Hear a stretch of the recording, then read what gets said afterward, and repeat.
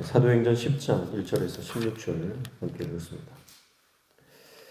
베드로가 욥바에 머물고 있는 그때에 이 가이사랴에 고넬료라고 하는 사람이 하나님의 음성을 듣고 베드로를 초청하라 그 말씀에 순종하여 사람을 보내게 되죠.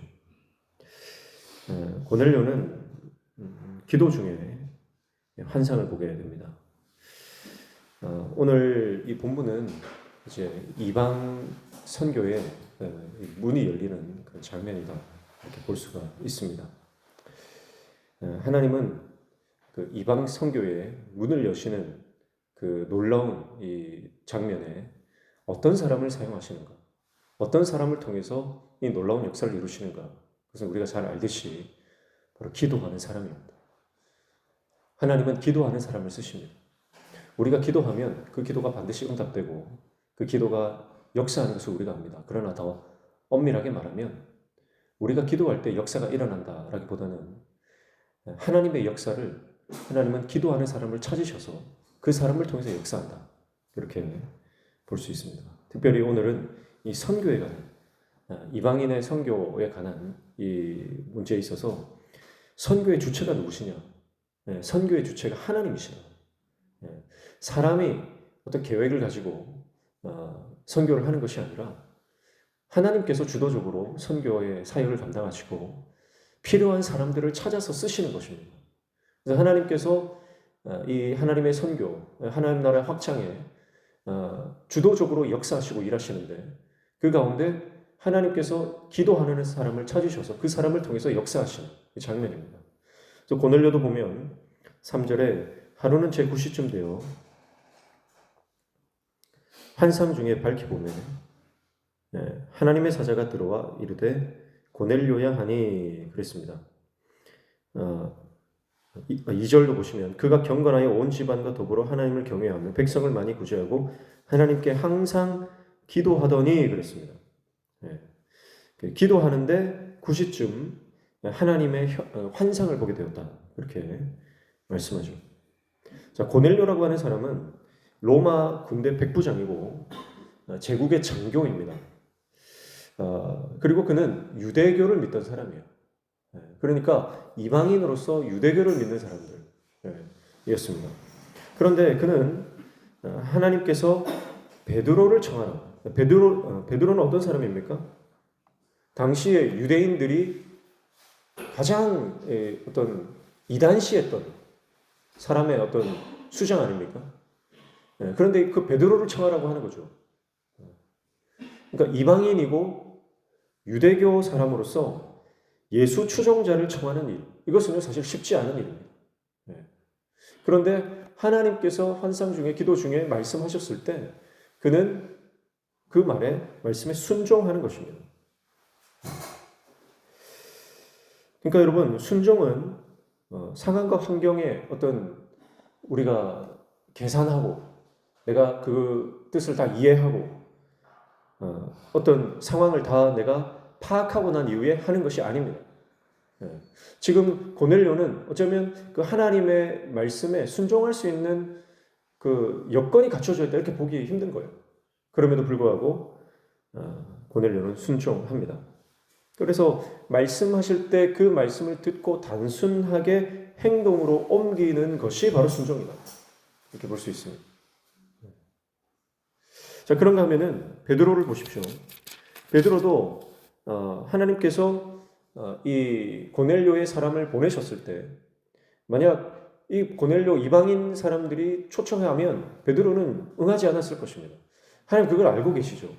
그래서 베드로가 기도할 때 환상을 보여주십니다. 그 환상이 바로 온갖 그 짐승들이 들어있는 그 보자기, 그 그릇이 있는데 그 그릇에 보자기가 담겨있는데 그 보자기를 여니까 그 안에 수많은 각종 짐승들이 들어있는데 거기에는 부정한 짐승들도 함께 들어있는 거예요. 9절 10절 보시면 이튿날 그들이 길을 가다가 그 성에 가까이 갔을 그때에 베드로가 기도하려고 지붕에 올라가니 그 시각은 제6시더라. 그가 시장하여 먹고자 하며 사람들이 준비할 때에 황홀한 중에 그랬습니다. 황홀한 중이라고 하는 것은 환상 중이다. 그런 또 다른 표현입니다.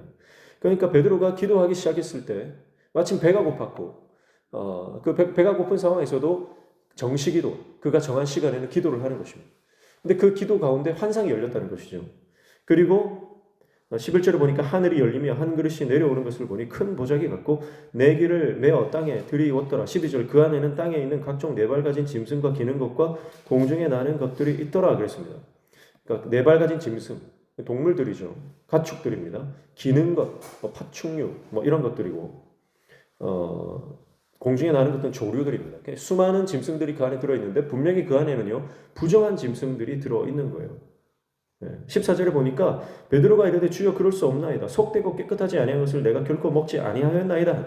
지금까지 베드로는 유대법을, 정결법을 잘 지켰다. 음식법을 잘 지켰다는 것입니다. 이게 언제부터 그랬을까요? 사실 예수님과 베드로가 이렇게 사역하는 모습을 보면 베드로는 손을 씻지 않고 음식을 먹었어요. 그렇지 않습니까? 그러니까 이 손을 씻는 것은 유대 정결법이에요. 유대인들은요 이 정결법을 굉장히 중요시합니다. 근데 사실 베드로는요 예수님과 같이 사역할 때 이 정결법을 잘 지키지 않았어요. 그렇다고 음식법을 잘 지켰느냐? 지금 여기는 이제 음식에 대한 거는 음식법이거든요. 안식일법, 정결법, 음식법 이거는요 거의 생명처럼 유대인들이 지키는 건데 베드로는요 사실 그렇게 철저하게 유대 법을 잘 지킨 사람은 아니다 이렇게 복음서를 보면 파악을 할 수 있어요. 그런데 오늘 말씀에 보면 내가 속된 것을 결코 먹지 않았다 그렇게 말하거든요. 이게 언제부터 그랬겠습니까? 얼마 되지 않은 것 같아요. 그런데 그게 자기 의가 벌써 돼 있는 거예요. 이게 사람의 의예요.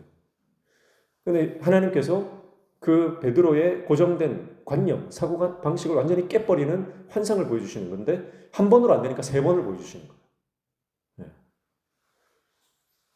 이 환상을 보고 나니까 각종 더러운 짐승들이, 부정한 짐승들이 그 안에 들어있는데 하나님 먹으라 하는데 먹을 수 없습니다. 정한 짐승도 있을 거 아니에요. 그런데 그 정한 짐승들도요 부정한 짐승 옆에 있으면 부정하게 되는 거예요. 그러니까 먹을 수 없다는 거예요. 그래서 세 번을 보여주십니다. 그리고 이 환상을 보고 난 이후에 고넬료가 보낸 사람들을 만나니까 그가 그를 고넬료의 집을 방문하게 되는 것이죠. 자, 그러니까요.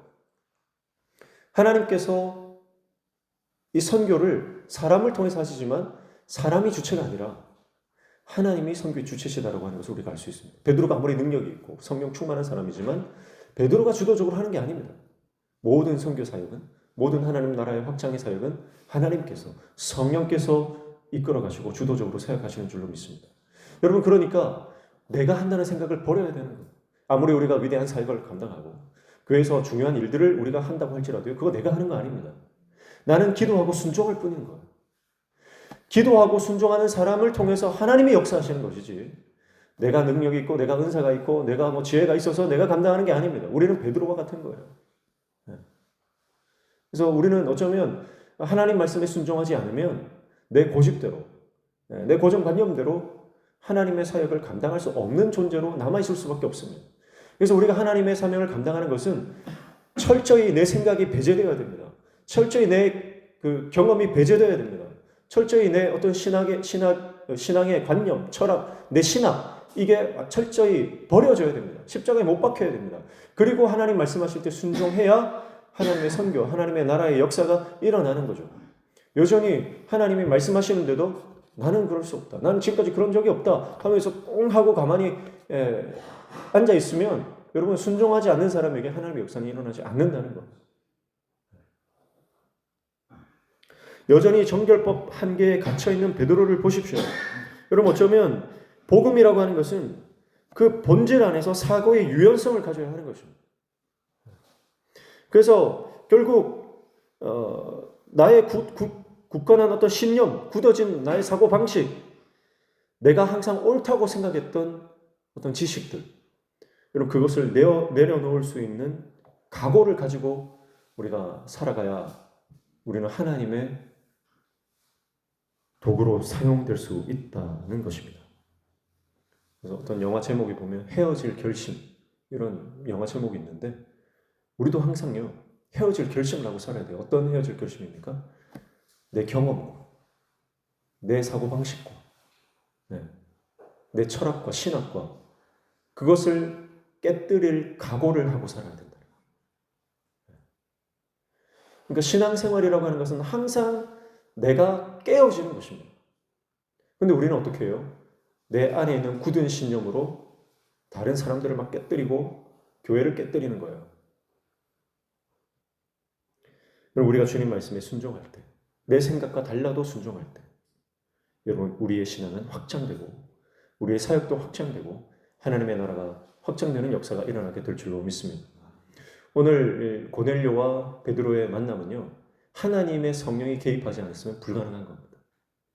성령께서 고넬료를 찾아가셔서 그에게 환상을 보여주시고 또 베드로에게도 찾아가셔서 그 환상을 보여주시고 그 환상들을 통해서 두 사람의 만남, 이 역사적인 만남이 일어나게 되는 것입니다. 여러분 우리가 기도할 때요, 성령께서 역사하셔서 만나야 될 사람을 만나게 하시고요, 우리가 감당해야 될 그 순종의 사건을 우리에게 일으켜 주신다는 것이죠.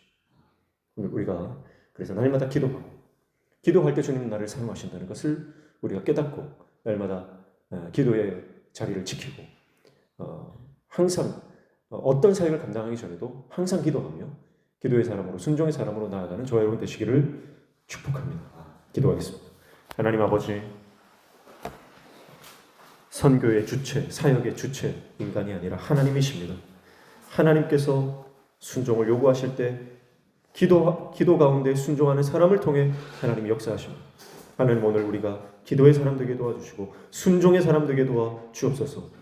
하나님 말씀에 순종할 때 내 생각이 방해하고 내 경험이 방해하고 내 안에 굳어져 있는 사고방식이 방해할 때 내 안에 있는 그 모든 자아보다 오직 하나님 말씀 그것을 더 신뢰하며 십자가의 내 자아를 못 박고 깨뜨릴 수 있는 영적 결단과 각오를 가지고 살아가는 하나님의 종 되게 도와주시옵소서. 오늘도 주님 말씀 붙잡고 기도할 때 우리의 기도에 들어응답하여 주시며 우리 삶의 모든 막힌 문들이 열려지는 형통의 은혜를 허락하여 주시옵소서. 예수님의 이름으로 기도하옵나이다. 아멘.